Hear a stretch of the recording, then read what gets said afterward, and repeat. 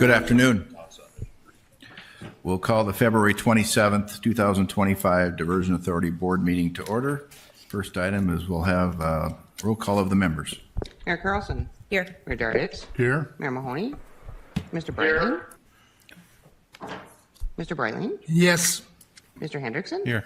Mr. Pepcorn. Here. Mr. Ebbinger. Here. Ms. Kolpak. Here. Mr. Campbell. Here. Mr. Capitan. Here. Mr. Grimberg. Here. Mr. Steen. Here. And Ms. Borgen. Here. And everyone is in house today. Next, we'll look for a discussion or a motion to approve the minutes from January 23rd. Move, Chuck. Been moved and seconded. Discussion. Second. Discussion. Hearing none. All those in favor signify by saying aye. Aye. Same sign. Motion carries. Next, I would entertain a motion on the order of the agenda with the removal of 9B. Yesterday at the Lands Committee, this item was tabled till next month, so I'd be looking for a motion. So moved. Second. Second. Moved and seconded. Discussion. Hearing none. All those in favor signify by saying aye. Aye. Motion carries. Next, look for a roll call vote on consent agenda. And a motion first, please. Move to approve. Second. Moved and seconded. Discussion. Don, please take the roll. Mayor Carlson. Yes. Mayor Darditz. Yes. Mayor Mahoney. Yes. Mr. Breitling. Yes. Mr. Hendrickson. Yes. Mr. Pepcorn. Aye. Mr. Ebbinger. Yes. Ms. Kolpak. Aye. Mr. Campbell. Yes. Mr. Capitan. Aye. Mr. Grimberg. Aye. Mr. Steen. Yes. And Ms. Borgen. Yes. That is everyone. Thank you. Moving to the regular agenda, item 5, Executive Director Update. Mr. Jason Benson for information. First official Executive Director Update. Welcome, Jason. Thank you, Mr. Chair. So a couple of quick updates. In the last month, it has moved by very fast for me as I've been in a lot of meetings and getting to know the staff, the processes, all those different things. And then, of course, a couple trips. First down to St. Paul with the Moorhead and Clay County delegation. Had a great trip and interaction with our local representatives and senators down in St. Paul towards getting additional funding for the Minnesota projects. And then a trip last week out to Bismarck and had the opportunity to meet with our new director of water resources out in Bismarck, as well as some discussions at the local government day in Bismarck with a number of senators. So a great way to kick off my first month. And then I don't know if Jody Smith was able to join us today, but I did want to, last month we transitioned. It was her last day. We had some discussions on the new contract. We moved forward with that. But I wanted to personally thank her for her 3 years of service to the Diversion Authority as a diversion employee. Under her watch, all property rights that are constructed under the construction footprint have been acquired, and nearly 60% of the overall property rights, including flowage easements, have been attained in the upstream mitigation areas. So a huge lift by Jody and the team, and again, just want to professionally thank her for that effort. That's my update. Questions for Jason? No, I just wanted to mention, Chair Grinberg, that we appreciated that you came down to St. Paul as well. I learned a lot. There's a distinct difference between the North Dakota legislature and the Minnesota legislature. And I was surprised how open Minnesota is, given the world we live in today, that you can walk into the Capitol without being screened. I mean, that was really a telling sign of how open Minnesota government is, obviously. But I learned a lot of things. All right, thank you.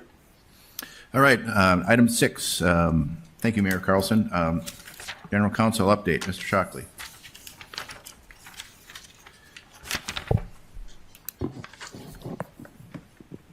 Good afternoon, Mr. Chair, members of the Diversion Authority Board. Before you, the first item I have is a motion to repeal the prior detention funding policy manual from 2015. Those of you who were back on the Diversion Authority in 2015 may remember that prior to the settlement agreement, the authority had put together a detention policy for potential funding of projects to reduce the overall potential flooding within the watershed that feeds into the Fargo-Moorhead area.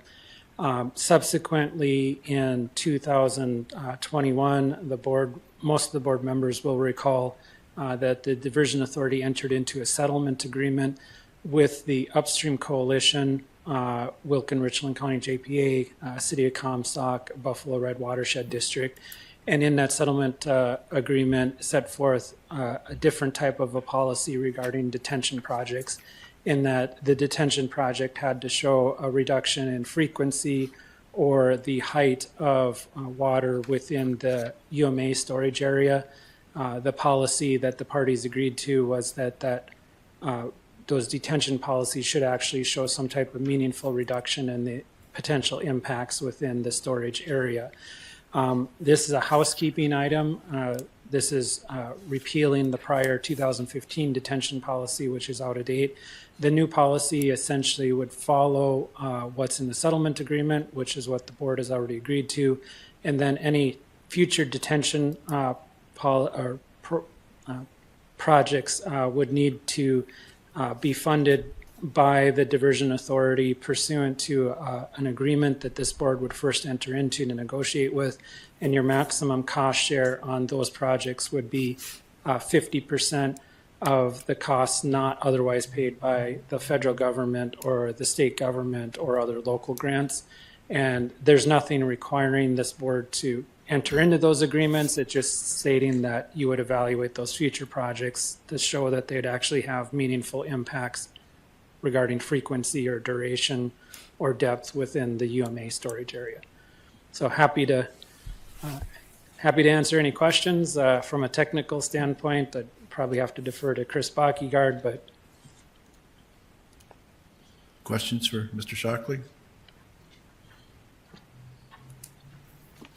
Hearing none, we'll entertain a motion as outlined in 6A. I'd so move. Is there a second? Moved and seconded. Commissioner Breitling seconded. Discussion? Hearing none. Donald, please take the roll. Mayor Carlson. Yes. Mayor Dardis. Yes. Mayor Mahoney.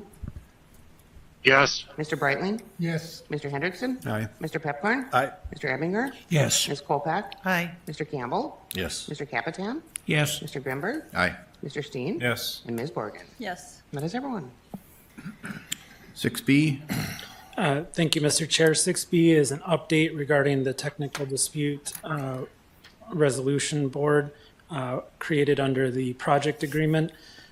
Just wanted to update the entire board that all three members of the technical dispute review board had tendered their resignations. They were not required to under their agreement for the arbitration panel to provide the rationale for their resignations. So the next step under the project agreement is that we are attempting to reconstitute that board. We're working with the developer. They're seeking out as you'll recall, they get to pick one member. We pick one member, and then like most other traditional arbitration panels, the two wings will pick the chair.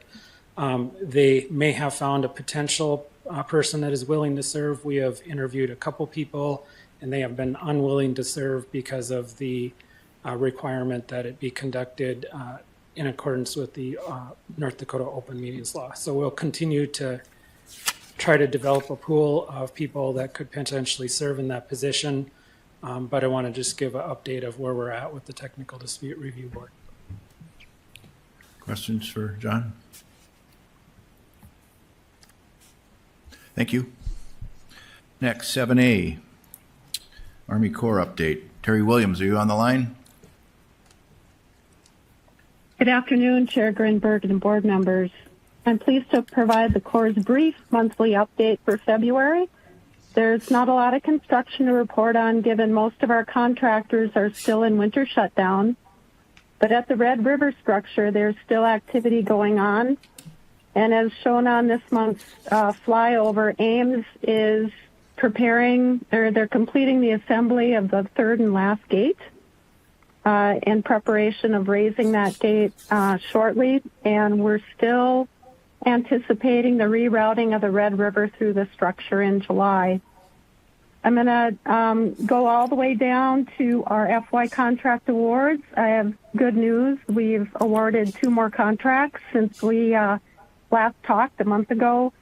For Reach SC5, that's our final Southern Embankment reach. We awarded that on 30 January to a firm called BCSS LLC out of Tempe, Arizona for about $10.1 million. Our independent government estimate for that reach was about $10.3 million. And then we very recently awarded our second forest mitigation contract. That was awarded on 24 February to DJM Ecological Services for about $1.23 million, and that's the same contractor that got our first forest mitigation contract. So looking forward to working with them again. And that ends my update unless there's any questions. Questions?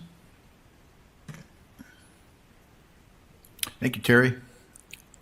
Thank you. Next 2 items are Mr. Bockyguard. Thank you, Chair Grimberg. Diversion Authority Board, just a quick update on construction progress for the diversion channel. Again, channel construction has continued through the winter, as you'll see in the drone video. They have been operating during our bitter cold snap. A little less production than normal, but certainly we're still making progress. We're nearing about 33 million cubic yards of material that's been moved on the project. Their channel reaches are focused in the southern reaches, 9 through 14, so mostly south of interstate.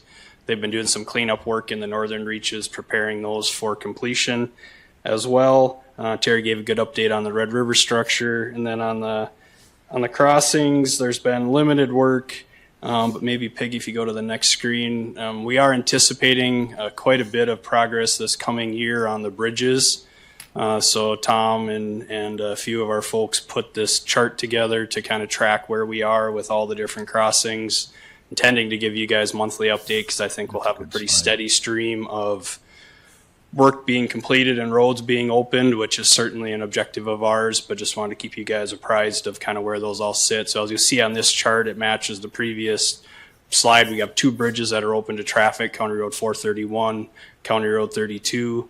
With the warmer weather this last week, they're beginning to remobilize into those areas and continuing to work on structures.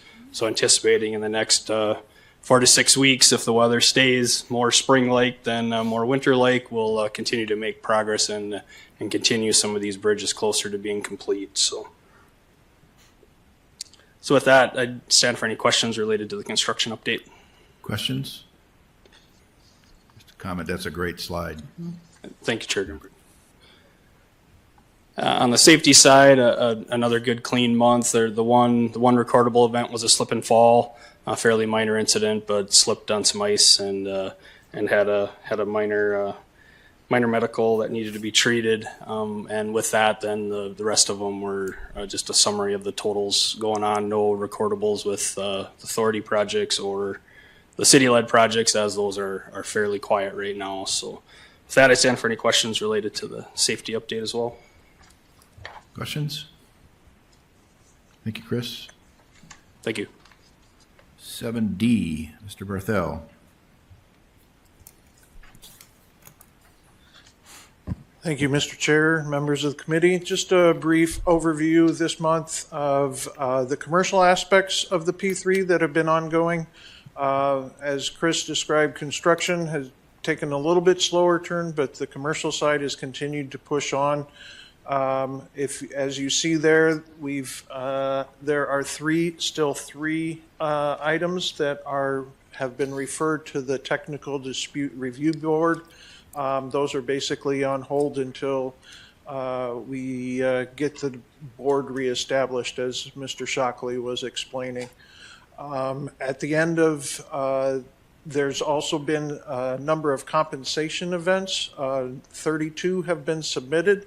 And we have 2 relief events. Those are summarized in the packet, and we're working through have worked through the majority of those, but continue to work with the developer on those.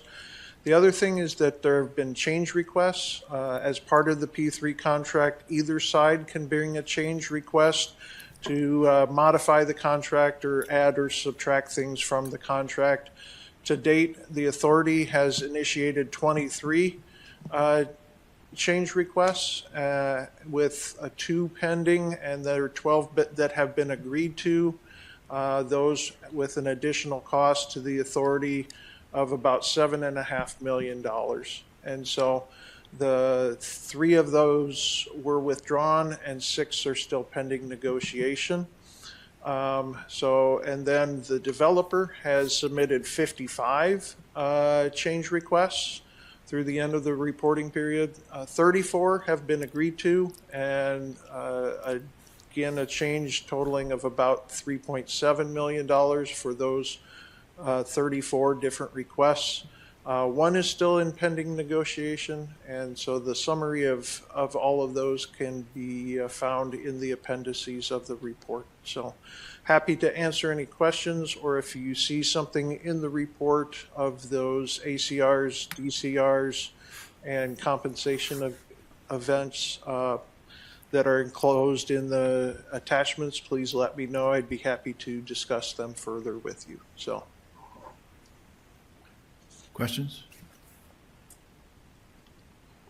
Thank you. Thank you.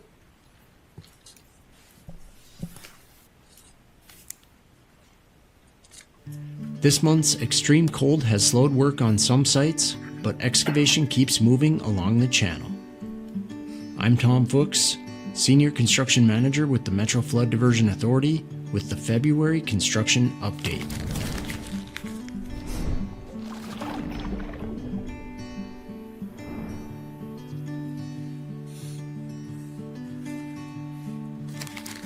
At the Red River structure, crews have been busy assembling the last gate, including welding skin plates, girders, and bracing inside a temporary heated shelter in Bay Number 3. Ames Construction has now removed the roof of the temporary shelter in preparation for lifting the gate into its final position. This will mark a huge milestone, with the last of all 8 gates across the 3 control structures being installed. Ames also began driving piling for portions of the structure's upstream approach apron, and they have been getting concrete work done whenever the weather allows, placing it on the east and west floodwalls and piers.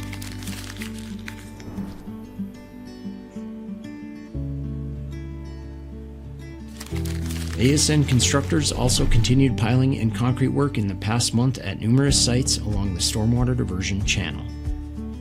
West of Horace, North Dakota, at the County Road 6 crossing, concrete substructure work is underway at the bridge abutments and piers.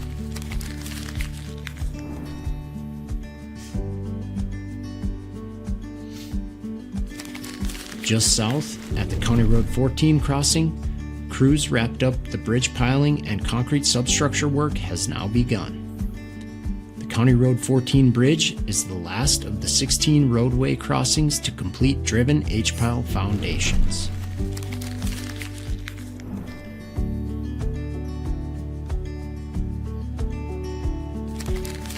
Crossings will all span the 30-mile stormwater diversion channel, where excavation work has recently been concentrated in Reach 12, which is west of Horace, North Dakota. To date, nearly 33 million cubic yards of the necessary 45 million cubic yards of material have been moved for the channel. That's enough to fill the North Dakota Capitol building 409 times.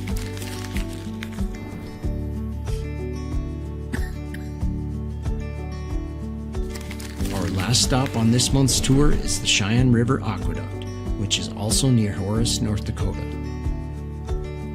Despite the frigid temperatures, crews have continued working to construct portions of the base or foundation of the flume and conduit structure. Our footage shows final preparations prior to concrete placement, which is expected in the coming days. Get regular updates on all things related to the FM area diversion by following the project on social media. Communications update. Amy. Good afternoon, Mr. Chair and members of the board. We had a busy month for media relations. Our construction update news release continues to get coverage in different media outlets. We also sent out a release welcoming Jason and had a media availability that resulted in several interviews. We got calls resulting from the federal funding freeze, even though it was short-lived. There was a lot of interest in that and whether there would be any impact to the diversion by the tariffs. And following our meetings, we had some local coverage regarding the DRB resignations and Jody's contract. It's been pretty quiet for events lately, but Tom Fuchs spoke at the North Dakota Association of County Engineers Conference, and that went very well. And our last newsletter focused on some of the structure moving that's taking place when lands have been acquired. And John Schmidt spoke quite a bit about how he's really focused on recycling those structures, both for the emotional impact that it's having on the homeowners, but also to keep it out of the landfill. And that was well received again with some very nice open and click rates. I'm happy to answer any questions you might have. Questions? Commissioner Kolpak? No, thank you. Thank you. Next up, land management. Jody. Yes, Chairman Gridberg and members of the board. The first slide is, again, our usual slide that we're used to looking at. There hasn't been significant change, so I won't take too much time, but just as a reminder, on that right-hand side, everything that's highlighted green means we've acquired the necessary property right. Everything in blue means we're in active negotiation. Orange means we've filed eminent domain, and the gold color that you're only kind of seeing at that lower end tip means we are waiting for the appraisals to be approved. On the next slide, then, you can see for the construction footprint, really we're complete in acquiring that. We have a couple of MOUs that we need to shore up, but all of the land has been acquired for the construction footprint. In the UMA, we are sitting at nearly that 60% that Mr. Benson mentioned before. I'm going to skip to the key activities, Peggy, if you want to keep going through. As always noted, we continue to negotiate with property owners while we're in the eminent domain action. I do have 3 mediations scheduled for the next month. One of them will be tomorrow in Fargo, and then 2 in March, and those will be occurring on Saturday. So a huge thank you to Chris McShane, who's willing to give up a Saturday to come in and work through some of those. Mr. Alland and his associates have also asked for some additional mediation dates, and he actually has asked for some mediation dates for specific property owners. So we'll be working over the next week or so to start scheduling those out either in March or April. In the last month, we have closed on 2 parcels with 2 property owners in the UMA. We're also completing the appraisal reports for the Christine area flowage easements and the forest mobility improvements. Those forest mobility improvements are part of the MOU with them. And so Mr. Dodds has been working actively with one of our land agents, Mr. Helvey, to acquire those property rights. We are going through the excess lands process. I know there was a lands committee yesterday, so thank you to Mr. Dodds for being able to attend that while I was at different meetings with the state. But you can see we do have almost 700 acres that have been approved for excess lands. We're actively pushing the majority of those going through the policy right now. So I do have to, huge gratitude to Sabrina and Eric. The excess lands process is fairly laborious and is a fairly heavy lift in the background. So to get all those out there, get all the notifications to the various member entities and property owners is quite a bit of work. So we are finalizing those farmland leases for 2025. And then just a reminder that we do have vacate dates for the occupied structures in Minnesota and Clay County of April 1st, and then Wilkin County for June 1st.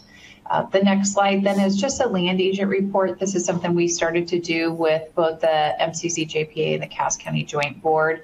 Instead of having our land agents present at all the board meetings, we just give them this written update, but it just allows you to understand that we do still have our active contracts with those land agents for all the reasons that are listed before you. So I do stand for any questions.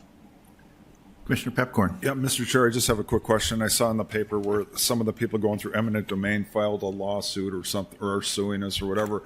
My question is, and maybe it's for the attorney too, but will that delay or is that anticipated, or what will be the impact be? Thank you, Mr. Chair. Shockley.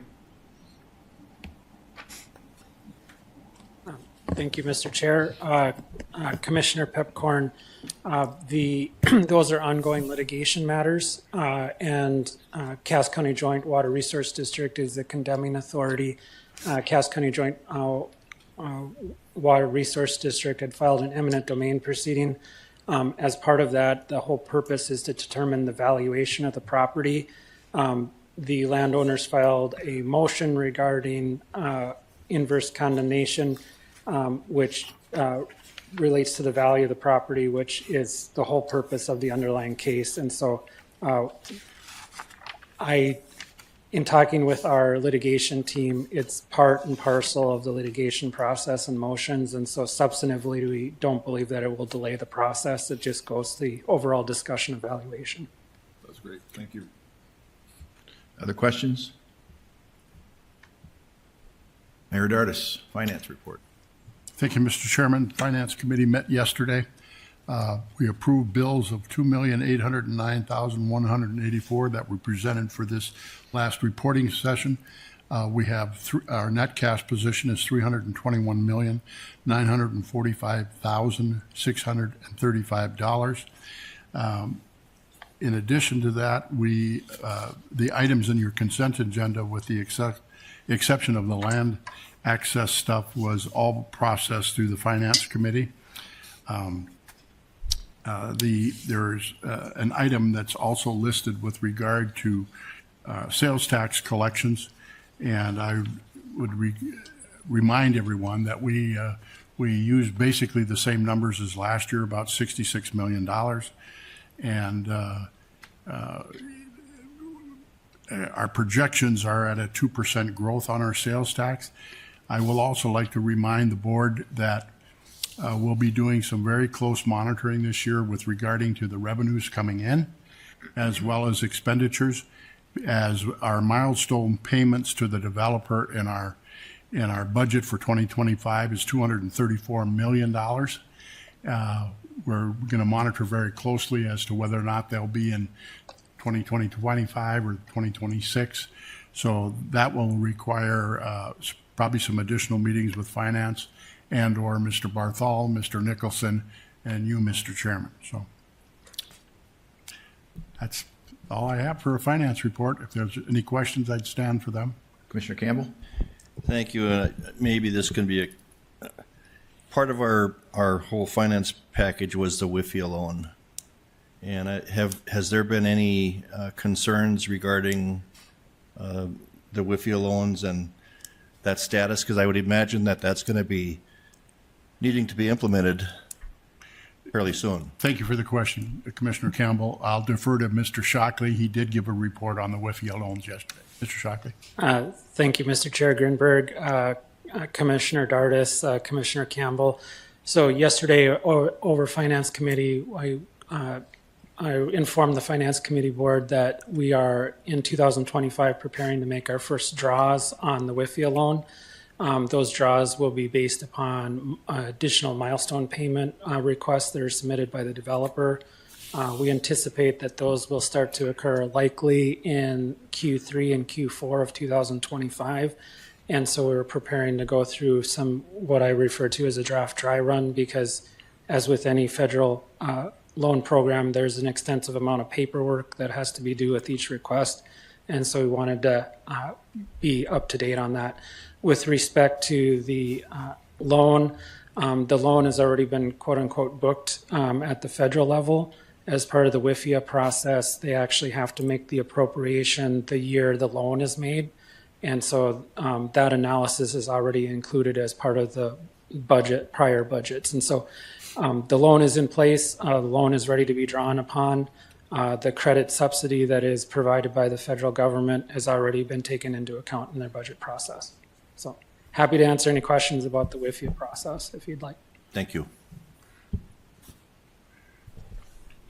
Mr. Chairman, I'd also refer to the chart that's up right now. Obviously, we've been tracking the sales tax collections in Cass County as well as the city of Fargo. And you can see by the percentage increases that we've been running anywhere from 3 to, one of the reports is quite high, but we do have a 2% build in for growth. And I think that that's quite conservative. And I think that's where we want to be, is at a conservative number. But one can see that if you take a look at 2024, some of the collections run up to 2 months late. So, the reporting for 2024, January 2025 are not totally complete. But again, any questions that you have on that, we'll be providing that to the board on a regular basis. So we're all tracking as to where we're at. Does that cover 10A as well? Yes, sir. Okay, thank you.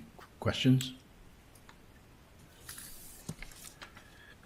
Item 11, other business. I have one item.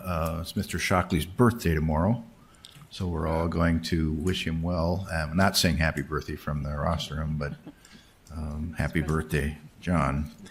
Item 12, looking for a motion on a closed executive session pursuant to North Dakota Century Code 44-04-19.2 and North Dakota Century Code 4404-19.1, 2 and 9 for attorney consultation and direction to the General Counsel and Executive Director regarding mediation, and if mediation is not successful, commencing litigation to enforce the terms and conditions of the separation and release agreement between Joel Paulson and the Metro Flood Diversion Authority dated August 21st, 2024.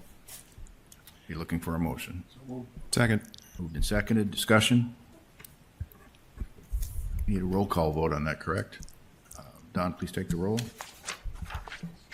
Mayor Carlson? Yes. Mayor Dardis? Yes? Mayor Mahoney? Aye. Mr. Breitling? Yes. Mr. Hendrickson? Aye. Mr. Pepcorn? Aye. Mr. Emminger? Yes. Ms. Kolpak? Aye. Mr. Campbell? Yes. Mr. Capitan? Aye. Mr. Grimberg? Aye. Mr. Steen? Yes. And Ms. Borgen? Yes. We'll stand in recess and come back and adjourn the meeting after executive session.